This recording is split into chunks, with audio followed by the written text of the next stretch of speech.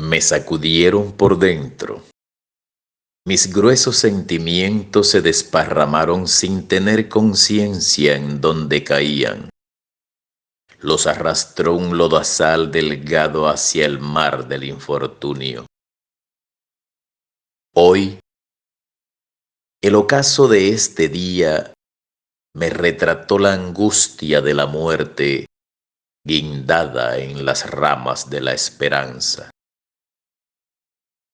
Mucho antes de tu física presencia, ya existías en el universo colorido de mis ideales. Esto que acaban de escuchar es de la autoría del presentador, actor, locutor, decimero y escritor caritero llamado Mario Madera. Me decidí a hacerle una entrevista. Espero que ustedes, en este caso, le den una buena calificación. Vamos. ¿Cómo me le Bien, gracias Santiago, muy amable. Permiso. Gracias hermano. Hombre, aquí con ganas de hacerle una entrevistica, algunas preguntas, tipo charla, no sé si está de acuerdo con eso. De acuerdo, a mí me gusta charlar mucho, Perfecto, hombre. tertuliar con la gente y sobre todo, bueno, con jóvenes como tú. Hombre, muchas gracias. Sí me gustaría, pues, no sé, conocer un poco primero sobre quién es Mario Madera. ¿Quién considera usted que es Mario Madera? Bueno, Mario Madera es una persona amante de su esencia, de su cultura, de todo el entorno que lo rodea, de esa parte caribe que tenemos nosotros y que, bueno, una persona muy sencilla, soñador.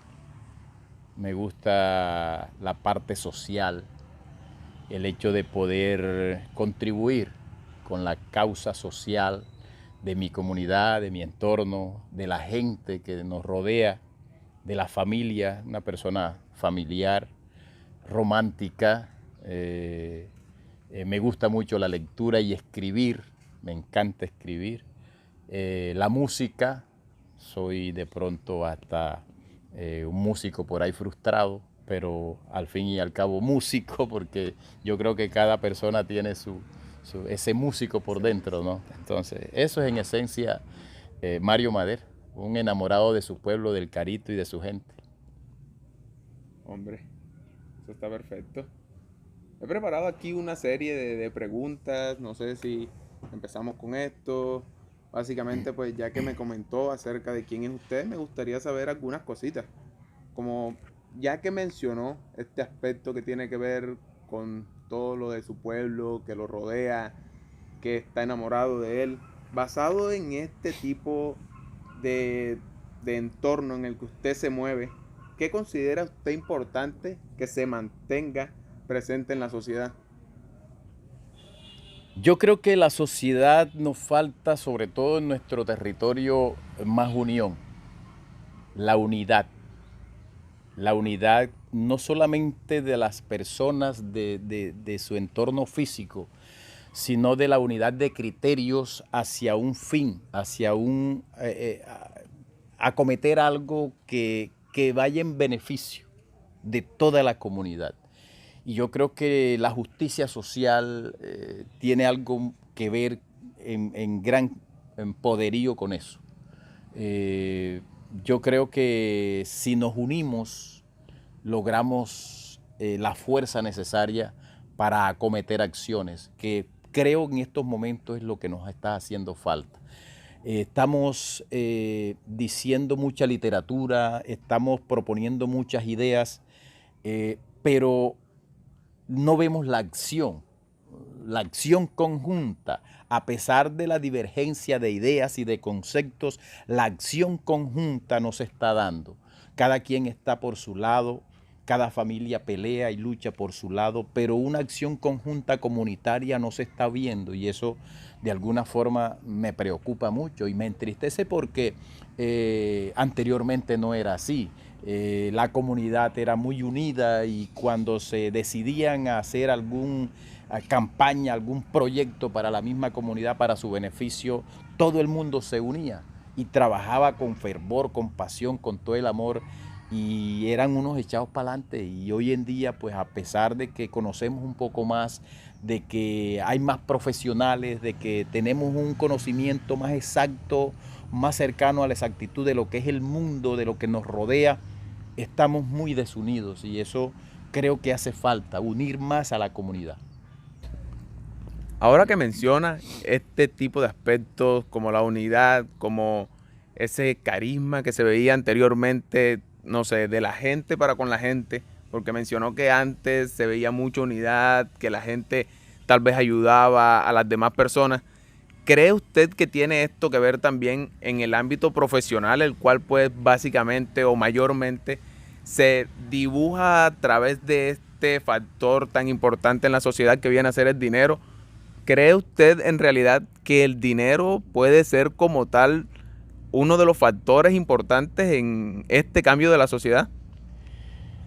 Yo creo que en gran porcentaje sí, en gran porcentaje sí, porque los profesionales que van preparándose, los que ya obtienen su título, van pensando en la forma de cómo crear o una empresa propia o integrarse a la parte pública o privada en una empresa importante para él trabajar. Entonces, esos profesionales están pensando, sí, ya en una conformación de una solidez económica para él y su posible futura familia. Entonces, y a la comunidad, por ahí es donde entonces se está olvidando un poco al territorio común donde vivimos, sino que nos estamos centrando mucho en lo que yo voy a hacer, en lo que yo puedo poseer. Y ahí el factor monetario, el factor dinero, el factor económico tiene preponderancia. Pero nosotros no podemos dejar de lado a los intereses de la comunidad como tal. A los intereses de la comunidad como tal, por ejemplo, tener buenas calles, tener buenos centros de salud, tener un centro cultural, tener la forma de tener mejores servicios públicos. Pero ¿cómo lo logramos si no hay unidad de materia y de conceptos? Entonces es muy posible que sea en un gran porcentaje, te repito, ese índice por el cual nosotros hoy en día estamos un poco desunidos. Se puede decir que de cierta forma estamos tomando o llevando el concepto que tiene la humanidad, que tenemos nosotros los seres humanos alrededor del dinero de la forma incorrecta, no en un 100%, porque sí considero importante pues que busques para tu beneficio, por así llamarlo, pero pues también buscar el beneficio de otras personas alrededor del dinero en esas acciones que van para la comunidad estaría perfecto. ¿Qué considera Mario David que es el dinero? ¿Qué cree Mario que es el dinero? El dinero es una forma de poder vivir, eso es innegable y siempre lo ha sido. Pero no debe ser y no puede ser nunca el factor importante para uno vivir, porque es interesante también la parte espiritual. Y esa parte espiritual va inherente al ser humano desde que tenemos conocimiento de que existe el ser humano sobre la tierra. La espiritualidad viene con él. Y esa parte espiritual unida a la parte material, a la materia, es lo que da la fuerza al ser humano para impulsarlo, para seguir adelante, porque si no fuera así, ya nos hubiéramos desaparecido de la tierra hace rato. Entonces, el dinero sí es importante para vivir en unas comunidades, en unas sociedades donde ese es un factor que rige la parte económica, el renglón económico de una sociedad, pero la parte de la fuerza espiritual también es necesaria, y ahí es donde se concibe la ayuda y la unión para nosotros como comunidad poder progresar, poder desarrollarnos. Eso me pareció muy bien. Importante tener en cuenta que pues, como mencionó, no es solo un renglón el cual pues con el cual contamos en este inmenso libro que estamos viviendo. Importantísimo. Tengo aquí una pregunta ya un poco cambiando, ya un poco más de tema. Si nos metemos, no sé, un poco con usted, como quién es Mario, ya supimos un poco acerca de usted. ¿cuál considera que son o es el tema de mayor interés para Mario? Bueno, es una pregunta bastante complicadita. Un tema de mayor interés para mí como persona, ¿no? O como persona dentro de una sociedad. Para mí me gusta mucho propender por la justicia social. Por la justicia social. Entiéndase por justicia social la forma de poder llevarle a cada individuo en la tierra, en la comunidad, en una sociedad, unas condiciones propicias para vivir, unas condiciones dignas para vivir. Eso es justicia social, tener que la persona tenga donde vivir, en su techo, su comida, su educación, su salud. Eso me parece fundamental. La justicia social, si hay inequidad en cuanto a ese renglón, que sería la injusticia social, a mí me parece que no estamos siendo humanos, ni siquiera, porque el humano desde su origen, repito, ha sido unido y siempre ha tendido a que el humano tiene que vivir bajo unas condiciones dignas, bajo unas condiciones donde hay unas reglas de convivencia y que nos hacen precisamente darle fuerza a esa condición, a la condición humana. Entonces, me parece que la justicia social, que todo el mundo pueda tener unas condiciones dignas para su vida y su familia, es fundamental. Muy importante en realidad, más cuando hace unos pocos días estuve en un encuentro familiar, visité a una tía que tenía mucho tiempo sin visitar y pues de hecho me contó una historia de que tal vez las condiciones ahora en las que vivimos acá en nuestro entorno, nuestro pueblo, no son las mejores porque pues para nadie es un secreto eso. Sí. Han mejorado muchísimo a través del tiempo y pues me contó una historia de hace muchísimos años, tal vez 50 años atrás, 60 años atrás, en la que me dijo que la Ciénaga Grande, sabe que esto es el Bajo Sinú, hemos estado rodeados siempre de agua. Somos Bajo Sinú, somos ciénaga, somos pueblos de ciénaga. Me comentó que el Carito se convirtió en una especie de isla, el Carito y los pueblos circunvecinos, y que, pues bueno, todo esto se llenó de agua de tal forma que todos los cultivos que tenían que ver tanto con el maíz, el arroz, desaparecieron por completo. ¿Vivió usted esa época? ¿Qué nos puede contar acerca de eso? ¿Qué supo con respecto a ello? No la viví, pero mis padres me contaron, mis padres, mis abuelos, porque siempre he sido un enamorado de esos relatos de nuestros antepasados. Esa fue una época muy difícil en la zona donde se produjo un gran barrejobo, una inundación inmensa, y fue verdad. Estos pueblos casi que se convirtieron en pueblos bajo el agua totalmente. Se perdieron los cultivos, se perdió el plátano, se perdió la yuca, el ñame, se perdió el maíz, el arroz. ¿Qué comía la gente? En absoluto. Entonces, había, por decirte algo, había una forma de poder comer, era la liga, la carne de cerdo o de res, la gallina, el cerdo. Pero existía la liga, pero entonces ¿con qué te comías eso? No había el arroz, no había el plátano, el ñame, la yuca, no, porque estaba perdido todo. ¿Ya?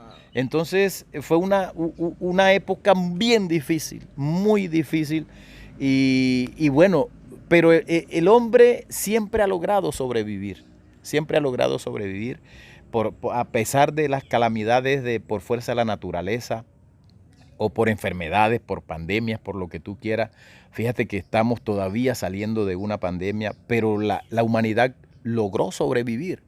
Fueron muchos los que se han ido y tal vez todavía hay secuelas de eso, pero la humanidad siempre logra sobrevivir. Y yo de lo que te hablo es de esa espiritualidad. Es la espiritualidad la que al humano le da esa fuerza interior para impulsarse, para seguir.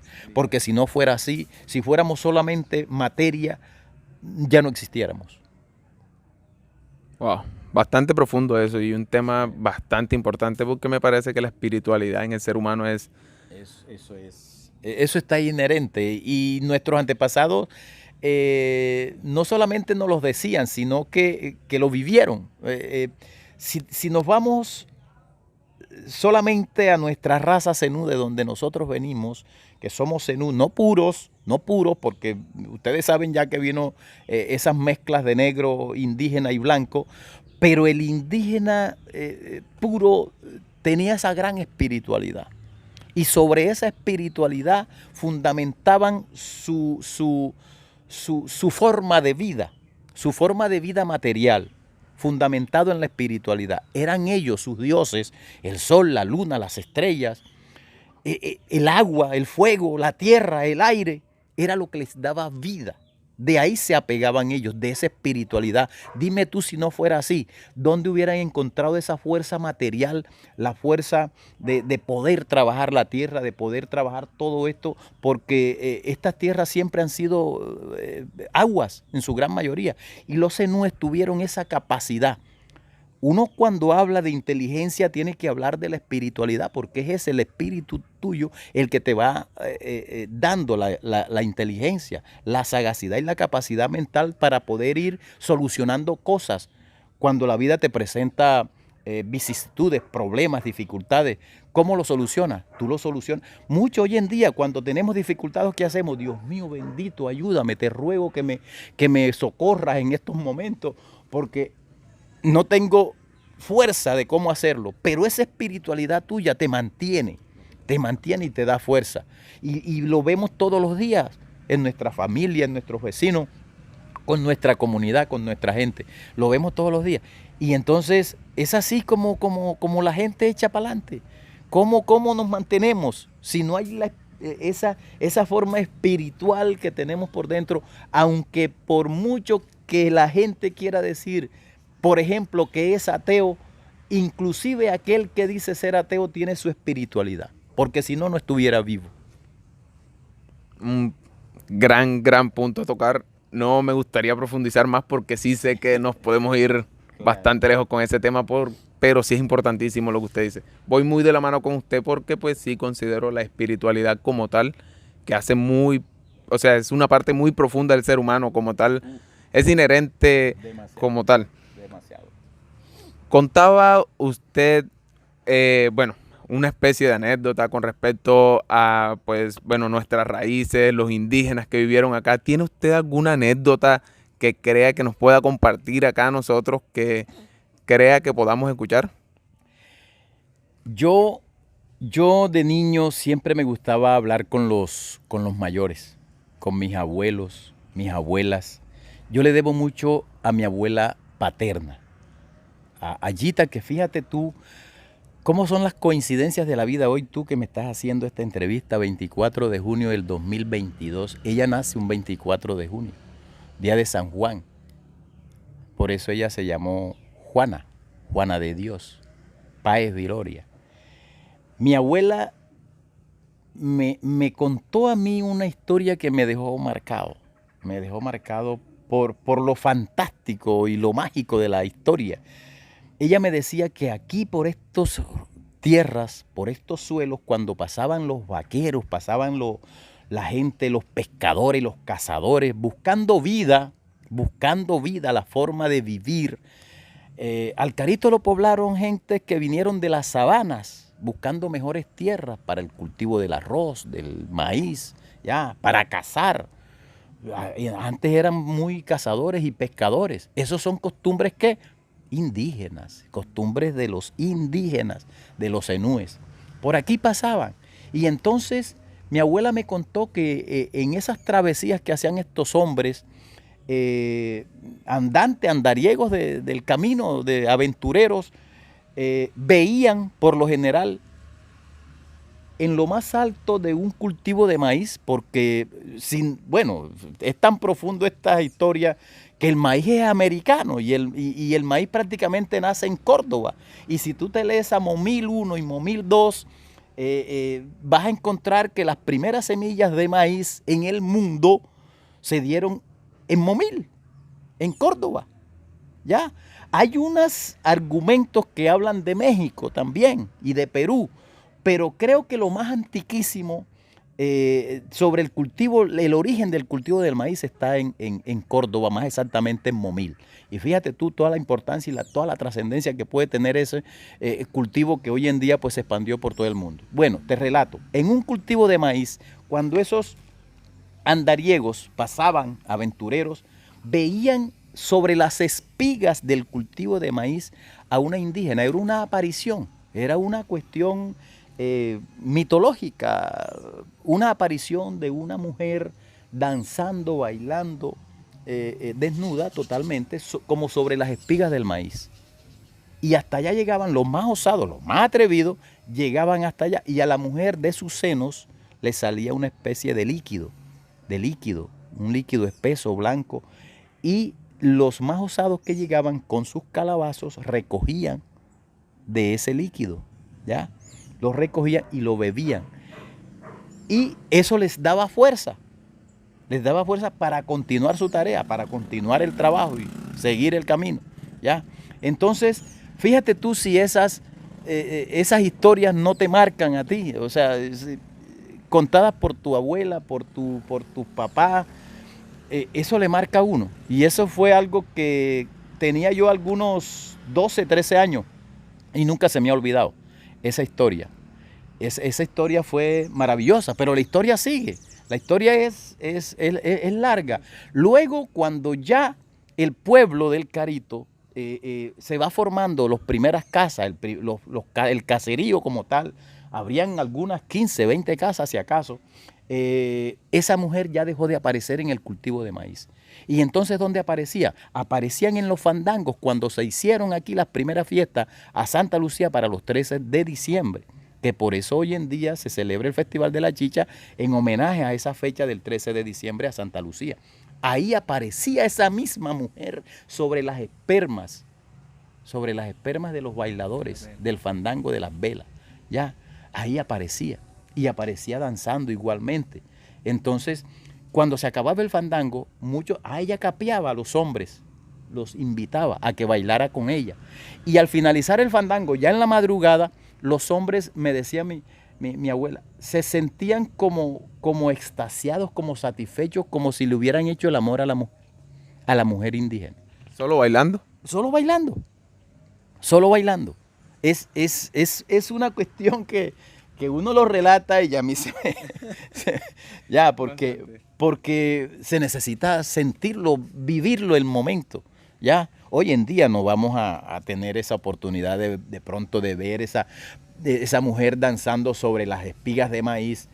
Y fíjate tú cómo son las cosas. Sobre las espigas de maíz, que es el cultivo, que es el alimento, que es la fuerza material, el sustento que Dios te da, o los espíritus mayores de los indígenas que Dios que les da. Y sobre la danza del fandango. Son dos formas de vida, el trabajo, el sustento de tu trabajo y la alegría luego del trabajo. Cuando tú te desaforas en alegría y bailas y gritas y guapirreas y haces de todo. Mira los dos parangones que te muestra ahí. Ya, en ambos aparecía esa mujer. Representaciones artísticas de parte de ella hacia nosotros, Claro, o sea, de muchísimas formas. Es era como una especie de aviso, de guía, como diciéndole a los habitantes del pueblo, aquí va a suceder algo. Se me ocurre a mí ahora, ¿no? Aquí tiene que suceder algo, aquí esta comunidad está hecha para grandes cosas. Y de hecho así lo fue, así lo ha sido. Lastimosamente ya en los últimos años, en estos 3 últimas décadas, le hemos dado un poco la espalda a todo ese acervo que nos han dejado nuestros antepasados. Importante traerlo a colación ahora mismo porque pues sí, básicamente es, como usted dice, 2 representaciones como tal que hacen parte del ser humano de forma inherente. Lo que somos, es lo que somos, ya, cultivadores de la tierra, ya, de la cual extraemos nuestro sustento, el alimento, y bueno, ahí estamos diciendo, o nos estaban diciendo, esa mujer indígena Trabajen la tierra y diviértanse. Obtengan su sustento de aquí y diviértanse. Esa es la forma, eso es una esencia caribe, eso es una esencia de Córdoba, de este territorio. Eso es inherente a nosotros. Y qué mejor forma que divertirse que en un baile, porque pues... Y en un fandango. En un fandango. Imagínense. Una representación artística excelentísima, Sí, excelentísima. Hace algunos meses le estuve diciendo a Nafer, yo le relaté y le dije, no, al maestro Alfredo también, Alfredo Torres. ¿Es posible